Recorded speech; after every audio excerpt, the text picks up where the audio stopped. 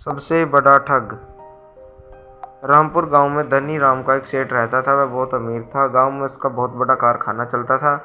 उसने एक आलीशान कोठी बनवाई और पूरे गांव को भोज पर बुलाया। सेठ बाबू राव, मेरे गांव की कोठी के लिए पूरे गांव को भोज पर बुला लो।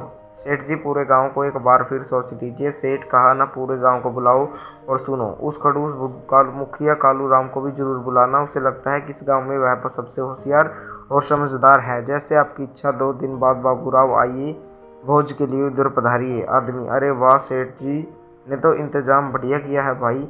बाबूराव, अरे मुखिया जी आप यहाँ बैठिए, मैं अभी सेठ जी को बुला कर लाता हूँ। और कैसे हो मुखिया जी? कालू राम, मैं ठीक हूँ। आज तो तुमने मेरी बहुत रौनक लगा रखी है सेठ, आखिर यह सब किस काम आएगा? कालू राम, लेकिन अब तुम पुरानी कोठी का क्या करोगे सेठ? उसे बेच दूंगा या गोदाम बना दूंगा। कालूराम, हमें अनाथालय बनाने के लिए जगह की जरूरत है। मुखिया, बोलो क्या कीमत लोगे इसकी? सेठ, यह मुखिया कीमत पूछ रहा है, यह जानता है कि पंचायत की मेरी कोठी खरीदने की हैसियत नहीं है। कालूराम, क्या हुआ सेठ जी? मुखिया जी, मैं सोच रहा था अपनी यह पुरानी वाली कोठी बच्चों के लिए दान दे दूं। कालूराम, तुम सच कह रहे हो ना? सेठ, हाँ सच कह रहा हूँ।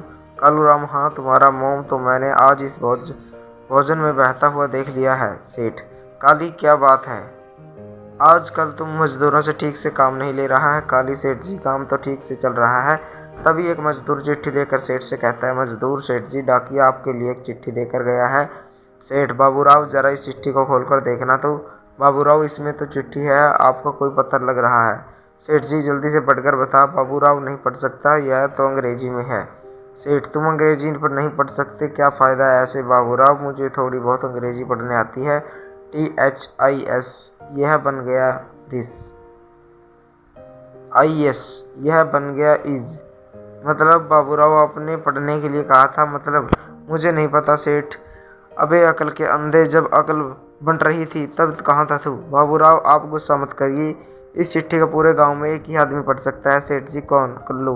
पूरे गांव में वही अकेला अंग्रेजी बोलता है। सेठ, बुलाओ उसे। बाबूराव उसके पास जाता है। कल्लू, आज मुझसे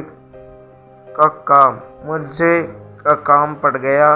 बाबूराव, जरा यह चिट्ठी पढ़वानी थी तुमसे। अंग्रेजी में है ना, इसीलिए 40 रुपये लगेंगे चिट्ठी पढ़ने की।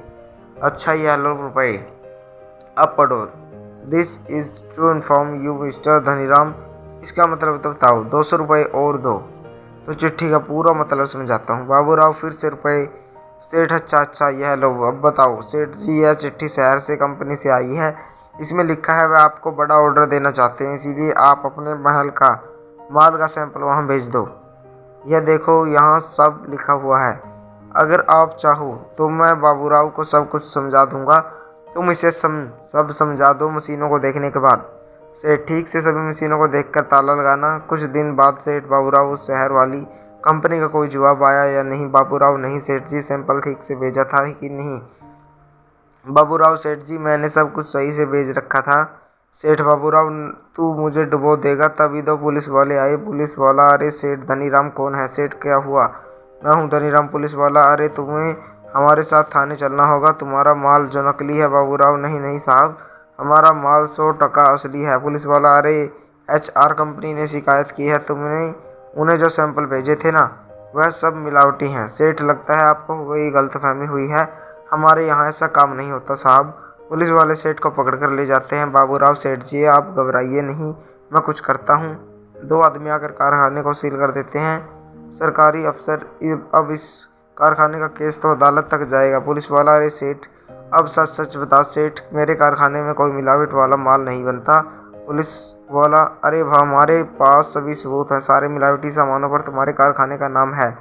तुम सच्चे हो तो सबूत लाओ ना। फिलहाल तुम्हारी जमानत हो रही है, जाओ, अदालत का नोटिस पहुंच जाएगा। घर पर सेठ बहुत चिंतित था। सेठानी, सुनिए जी, आपके जाने के बाद 4-5 लोग आए थे, वो बोलकर गए हैं कि हमारा रुपया दो। सेठानी, मुझसे इनकी बात नहीं सुनी जाती, आप उनके पैर रुपये दे दीजिए ना। सेठ, हाँ, कारखाना भी बंद हो गया, घर चलाने और कारखाना चलाने के लिए भी रुपये की जरूरत है। कालू राम, धनी, अरे ओ धनीराम। सेठानी, आइए मुखिया जी बैठिए, मैं पानी लेकर आती हूँ। मुखिया, यह क्या हो गया? धनीराम, मुखिया मैं जानता हूँ इसी ने तुम्हारे खिलाफ साजिश रची है। सेठ, मुझे यह सब बाबूराव का किया धरा लगता है। मुखिया, लेकिन फंसे तो तुम हो सेठ। मुखिया एक उपकार कर दो, मुझे रुपयों की सख्त ज़रूरत है, कैसे भी यह कोठी बिकवा दो। मुखिया अरे फिर तुम रहोगे कहाँ पर? सेठ मैं झोपड़ी में रह लूँगा, मगर इन लेन देनों से पीछा छूटे। मुखिया ऐसा नहीं करते, तुमने अनाथालय के लिए बच्चों को घर दिया था, वहीं पर रह लेना, नहीं तो मेरे घर चलना। अगर तुम उस दिन कारखाने में हर जगह जासूसी कैमरा लगा देते तो आज यह दिन देखना नहीं पड़ता। आदमी ऐसा मत कहिए सेठ जी, मैंने तो सारे कैमरे फिट कर दिए थे। सेठ कब? तब तुम तो उस दिन के बाद आए ही नहीं। आदमी कारखाना बंद हो जाने के थोड़े देर बाद में सामान लेकर आया था और सारे जासूसी कैमरे उसी दिन सेट कर दिए थे। मुखिया यह तो बहुत अच्छी बात है। धनीराम तीनों खिड़की से कारखाने में घुसते हैं।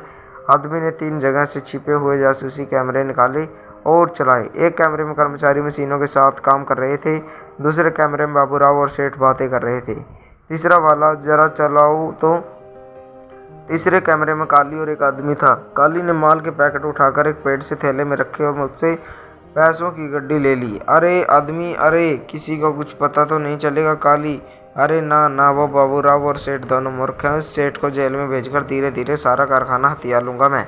हाँ मुखिया चलो अब पुलिस स्टेशन। पुलिस वाले काली को घर से पकड़ते हैं। अरे मैंने क्या किया है? पुलिस वाला, अरे मिलावटी माल तूने रखा और फंसा सेठ को रहा है।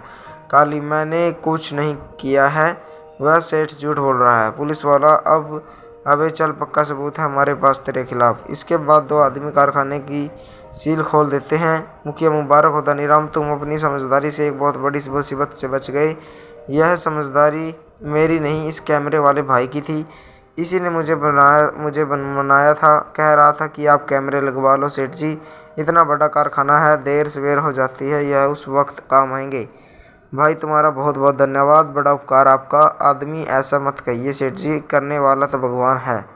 दोस्तों कैसी लगी आपको ये कहानी कमेंट करके जरूर बताएं। अगर आप हमारे चैनल पर नए हो तो चैनल को सब्सक्राइब करें, वीडियो